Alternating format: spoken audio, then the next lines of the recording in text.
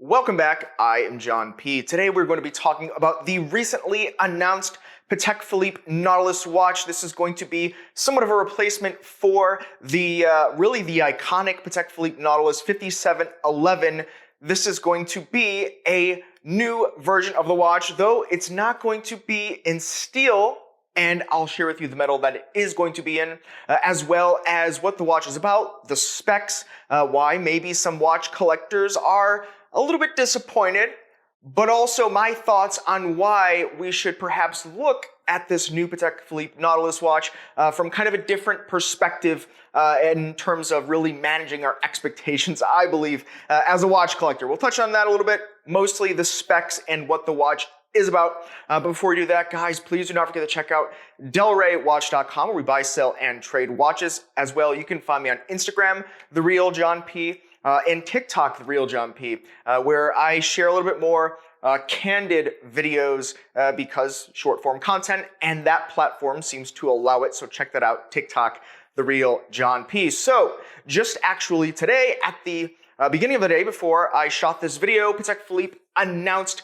the Nautilus watch they're going to be coming out with. This is going to be the 5811, which is going to be the successor to the Patek Philippe 5711. Now, interestingly enough, this watch, with the reference of 5811 1G, is going to be in white gold. So this is going to look a lot like the 5711 with the blue dial in stainless steel, the 1A, which so many collectors want, right? It's still coveted, though it has been discontinued since it was announced of the discontinuation in 2021. But thereafter, Patek Philippe did release two versions of the watch with a green dial as well as a Tiffany blue version of the watch, which of course super limited, but it was really kind of the grand finale according to the figurehead and the person in charge at Patek Philippe.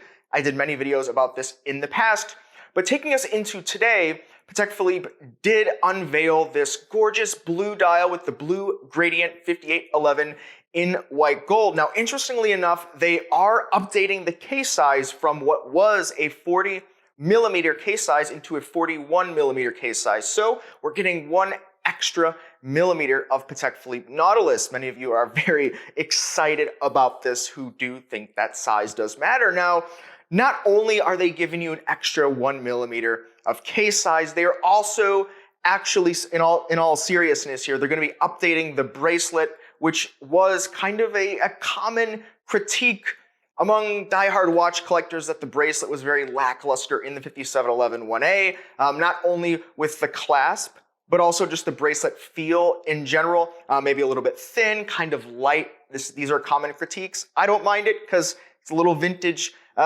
inspired, I guess, if you want to angle it that way. I don't mind a thinner bracelet, but this one is, of course, going to be heavier, not only because of the white gold, but there is an updated clasp. The pictures have not been released, but of the clasp at the time of the shooting of this video, Patek Philippe does say that it's going to allow for between a 2 and 4 or 5 millimeter micro adjustment on the clasp with a type of locking mechanism, making it a little bit more sporty of a watch. So truly, I am excited to see this because it is about time that Patek Philippe did update a bracelet. Not that they have to, but at least they are responding to a critique or criticism of, you know, really their number one, at least recognizable watch.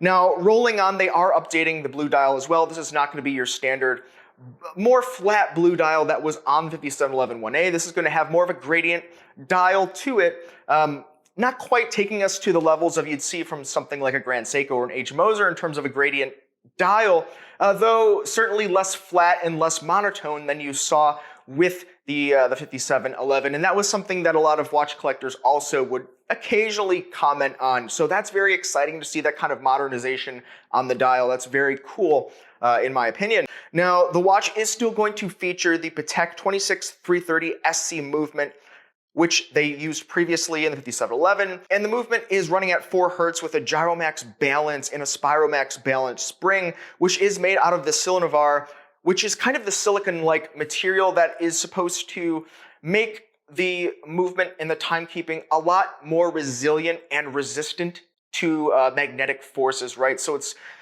in theory, you know, these types of materials should keep the watch less susceptible to magnetic forces. In today's day and age, everything is kind of a magnetic force with all the electronics and things going on. So that's nice to see. But keep in mind that this movement, on the flip side, does offer a 35 to 40 hour power reserve, depending on, kind of how you wear it, which is much lower than many product offerings out in the market.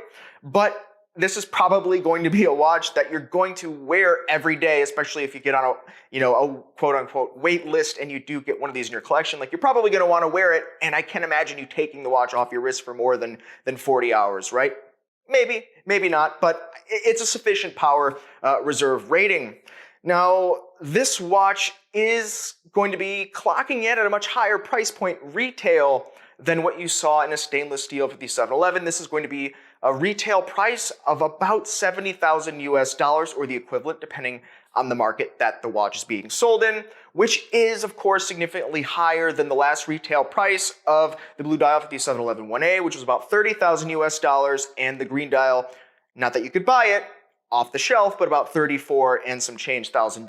So this is going to be a couple of times the retail price of the stainless steel variant of the watch previously, but this is a white gold watch, and gold watches do have a much higher retail price point. So what do I think about this watch? Now, first, let me say I have already seen on other comments places online and talking with other collectors that some people are genuinely let down by this release. I don't know what was really to be expected. I don't think anything really should have been expected, right? It's not like there was this rumor of, hey, there's going to be this Nautilus coming out today, and I think oftentimes, and I see it in the comments below, so feel free to chime in, that it goes both ways. There's not going to be a watch that can come out that everyone is going to love. Something can come out, people will love it, but then the other people that perhaps won't be able to purchase one at retail are not going to love it. And it kind of goes both ways as well. And there's still going to be the people that are going to, provide criticisms against the pull-out crown, or maybe the water resistance. Maybe the bracelet is not going to,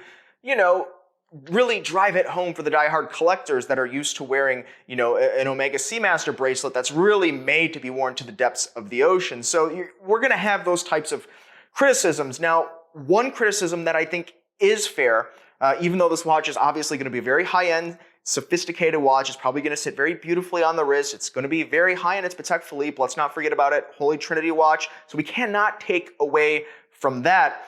But I do hear the chatter of, this is really not a $70,000 watch. And I think we have to look at this from, kind of the perspective of a company, a brand, especially an old world brand of Patek Philippe, who sells out of pretty much everything for the most part. And whatever they don't sell out, they're probably not going to share that information with you and say, hey, we didn't sell out this particular watch. I digress. Nonetheless, this is a $70,000 watch, and the difference between the previous generation is, 1 extra millimeter of metal, I guess. Difficult to measure that exactly, but you have that, and of course, it's not stainless steel, it's white gold, and in the raw gold costs, we're talking maybe today's gold market, $4,000, $5,000 melt weight, of the actual wholesale trade value of that gold. And so you would imagine, well, maybe they would just price this at markup that gold. Maybe this should be a $40,000 watch. And I probably would agree with you, but the reality is the market today can sustain, and the demand is there for these Nautilus watches with the blue dial that's going to look like a stainless steel, where people are already paying much, several times the retail price of this new watch to get a stainless steel version of the watch for the look. So if they can give you the same kind of look, update a couple of the things, fix a couple of the issues and low-hanging fruit of the criticisms of the bracelet, the clasp, make it the dial a little more interesting, kind of modernize it in that way, put it in the gold, they can sell the watch for several times the price than they could if they came out with a new steel version of the watch, right? Like, imagine they came out with the steel version of the watch and some analyst at Patek Philippe or whoever they use to kind of come up with their pricing says, well, the market can sustain a $70,000 purchase retail of this watch. Well, it's a lot more difficult for them to look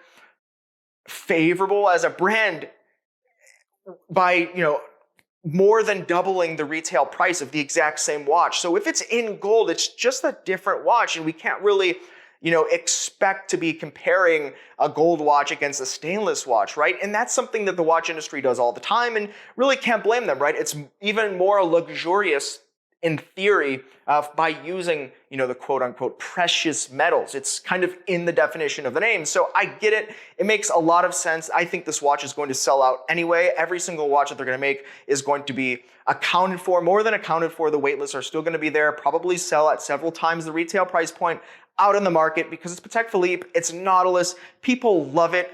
And they really, as a brand, I'm sure they're kind of caught in the crosshairs where, they're going to get flack from one side if they do, going to get flack from one side if they don't. So they have to make the best guess, best judgment. And I think this watch is going to be a great watch. Maybe 70,000, you can get a lot more horological value somewhere out there, so many more complicated watches. But I think if you want a Nautilus and you don't want to pay, the secondhand retail price or the market price for the stainless steel version, the white gold version should suffice. It fixes a lot of the criticisms that people had out there for the watch. It's going to be a little bit heavier. That's going to make some people feel a little bit better. Sometimes heavier makes it feel like it's a more substantial watch. And I think this is going to be an absolute knockout. Now, I want to hear, what do you think about this? I think it's very interesting. And I'd love to see and hear in the comments below, what do you think about this Patek Philippe 5811 watch? Comments below. Guys, please do not forget to check out delraywatch.com. We're probably not going to have this watch in stock, but maybe one day when it hits the shelves, you never know. Also, my TikTok is The Real John P, and my Instagram also The Real John P. We'll see you next time. You've been chatting with John P.